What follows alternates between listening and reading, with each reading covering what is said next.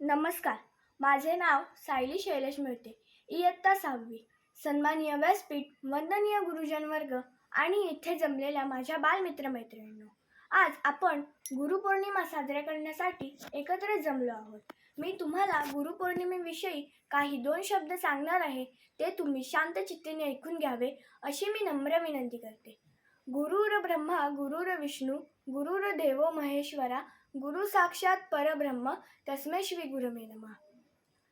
आषाढ शुद्ध पौर्णिमा हा दिवस आपण गुरुपौर्णिमा म्हणून साजरा करतो.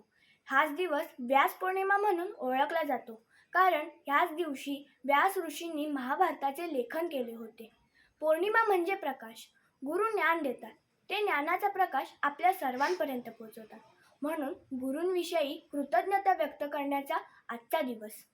माणूस हा सर्व प्राणीमात्रांमध्ये श्रेष्ठ समजला जातो, कारण माणसाजवळ विद्या आहे आणि ती विद्या देण्याचे काम गुरुच करतात. आपला पहिला गुरु म्हणजे आई आणि दुसरा गुरु म्हणजे शाळेतील शिक्षक. ज्याप्रमाणे मातीच्या गोळ्याला कुंभार आकार देतात, त्याचप्रमाणे शिक्षक शाळेत तीच भूमिका पार पाडतात. वडील देह देतात आणि गुरु शाश्वत ज्ञान व कीर्ती देतात. आईच्या शब्दाप्रमाणे गुरु या शब्दालाही मर्यादा नाही. या मायावी जगात जन्माला आलेल्या प्रत्येक मानवास योग्य दिशा दाखवण्यासाठी गुरु हवाच.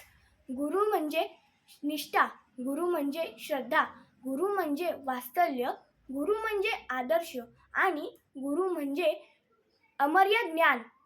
आजपर्यंत कळत न कळत ज्ञान देणाऱ्या सर्वांना गुरुपौर्णिमेच्या दिवशी माझे वंदन. एवढे बोलून मी माझे 2 शब्द संपवते.